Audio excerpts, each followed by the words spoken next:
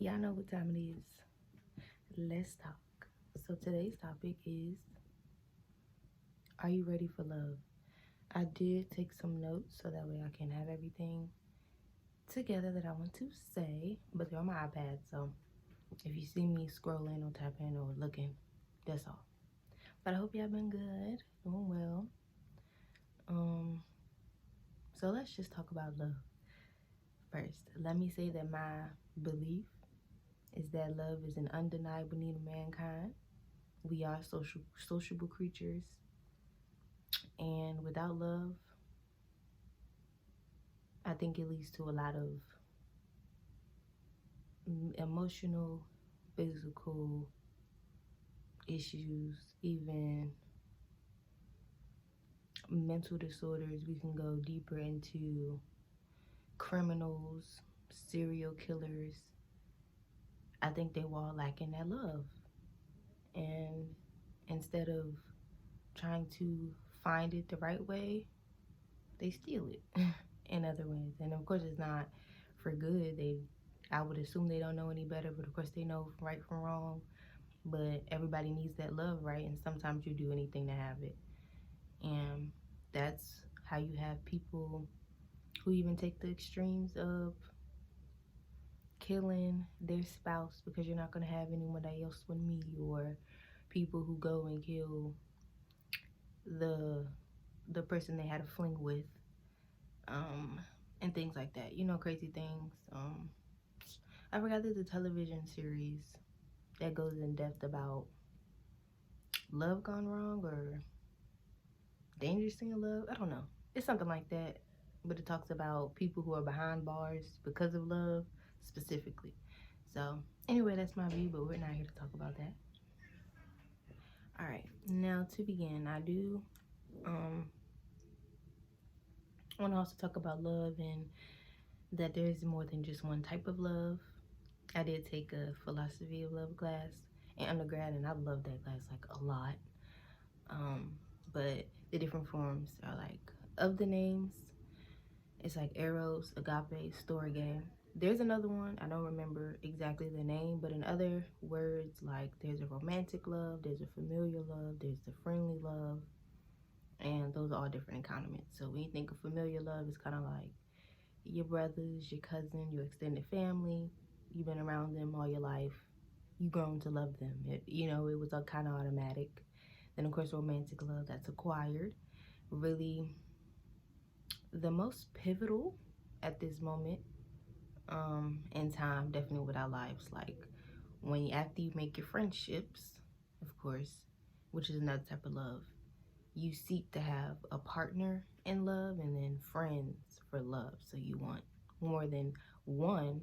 But I think it's so interesting how sometimes the friendship form of love takes a back burner when you're in that partnership and romantic love, even though it's possible that you have known your friends longer, you've had more experience with them, you've shared more quality time with them, but in the long run, that romantic love is quote unquote, and not necessarily American dream, but the one that we all crave, because that leads to marriage, that leads to kids, that leads to a family home dynamic and creating of offspring and etc., which we're not going to get from a friend. And now of course you can have a friend that turns into a romantic type of relationship, but with the friend it's just strictly platonic. You would get more essentially from a romantic partner than you would from your friend. But okay, so enough about love. Okay, now how to know if you are ready. So I'm gonna ask you 3 questions, and these are very pivotal in knowing if you're ready to be in love. So 1, you know exactly what your ideal relationship would look like. So in terms, you know what you want to do, you know what qualities they should have, you know what you want your day-to-day to look like in a partnership, If you were to be in a household together, you know what you want the roles to look like, how you expect to spend quality time, how much you want to hang out with them, etc. Like, you exactly know what you want and what that looks like. And two, you know your non-negotiables and why. The why is very important. Don't just say, yeah, I know what I don't want, but you don't know the why behind it. Because that why is very important to why it exists, and it will help you stick with your non-negotiables and not try to change them, because maybe the person who entered your life, they might show one of your non-negotiables, but you're like, yeah, it's okay. But maybe in the long term, you might end up unhappy because you didn't stick with it. Now, I'm not saying all non-negotiables should be black and white and concrete, because relationships are not about that. It's not all about you. But some non-negotiables that you do have for yourself should have a solid reason so you can stick with them. Like, one for me, non-negotiable now, definitely inconsistent communication, inability to effectively communicate. We can't even have no foundation if you can't do that, in my opinion. But there's some people who say they don't need to talk to their mate every day. That's not me. I'm not about that life. I want to talk to you as much as I can. Now, I'm also like, I enjoy being independent and being with independent partners. Like, I can't say, you know, people like, oh, I don't like clingy, da da da da. I don't really like words like that. But I can't say, like, I'm not the type of person to always be the need to be around my partner and all that. But I definitely need, it's not called confirmation.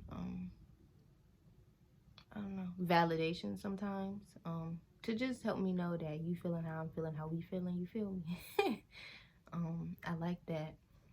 But yeah, I definitely like that independence. Like, I can do me, you could do you, and at the end of the day, we still coming back together and bang, bang, bang. Like, you cool. You my man. So yeah, like, non-negotiable for me. You need to know how to communicate your feelings, how you feel, whatever that looks like. And consistent communication, definitely no anger issues, non-negotiable for me, because I'm not a very easily angered individual. I'm really passive, so you yelling at me is really not gonna get you nowhere, because I'm gonna just look at you, and I don't want to be yelled at. So no. So things like that, things that you're just not gonna deal with if they come up or arise. And then the last question is, this is so important too. They're all important, but this is like, you did some reflecting. So this means that you have taken the time to think about the part that you played that impacted your past relationships negatively. Now, I'm not saying that the relationship ended because of you. Maybe it ended because of the other person, but a relationship takes two people to tango. So it's very important that you know what part you could have played to do better. There's always something that we could have done differently. There's always something that we can take away, that we learn to not repeat and not do again, even if we didn't cause the separation to start with. So just taking that time to think about, what did I do? You know, they say, when somebody break your heart or a relationship end, you know, go and find somebody else to get over it. No, and no. Because what do they say? Hurt people hurt people. So unless the other person is aware of what you're doing, you can end up hurting them if they really fall for you. Now, I'm big on being open communication, because at the end of the day, there's nothing wrong if you just want to just be intimate physically. There's nothing wrong if you just want to be friends and stay on that level and see where things go. There's nothing wrong with wanting to take things really slow. It's just in communication. You don't want to lead people on. You don't want people to overthink things. And listen to this clearly. Do not say, I'm not looking for a relationship, but do relationship things. How they say, Actions speak louder than words. Yeah, those two play a part. So don't say, nah, I don't want no relationship, and be like, well, I told them, but you out here doing bae stuff. You out here taking them on dates, catering to them. You're, I don't know, say you opening the door, you buying them gifts, you talking to them every night, you doing all this extra stuff.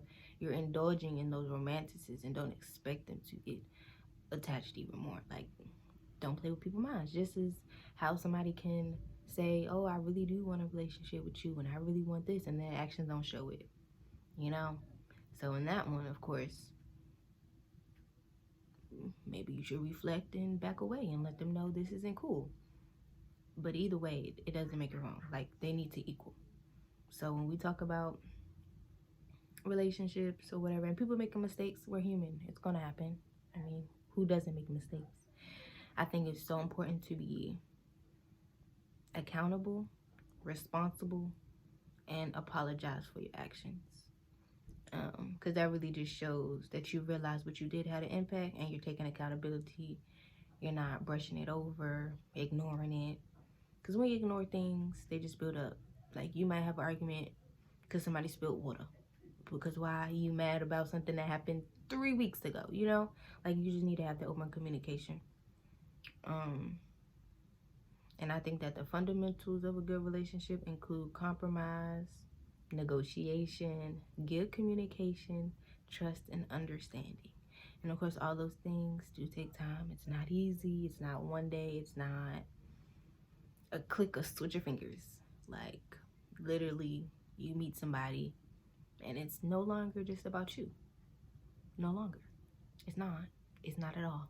And there's a lot of things that I think people have a hard time understanding. Like, you become accustomed, especially now, like when you get older, you know, you start building a pattern for yourself, a routine for yourself that you're used to doing by yourself. You don't have any ties, you don't got to worry about anything. But when you have somebody else, you can't always stick to what you wanted to do. And if you come to the point where you're saying, well, I'm like this because of this, and knowing that your relationship, maybe you need to take time to reflect to see it. Am I really ready? Because a relationship, a highway or no way type of dynamic is not going to get you far.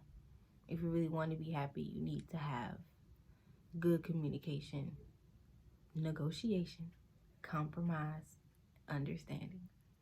Like, you need it. Of course, there are probably more. Please, if y'all have anything y'all want to say in the comments, definitely say below. I'm all ears. Definitely open to what you think.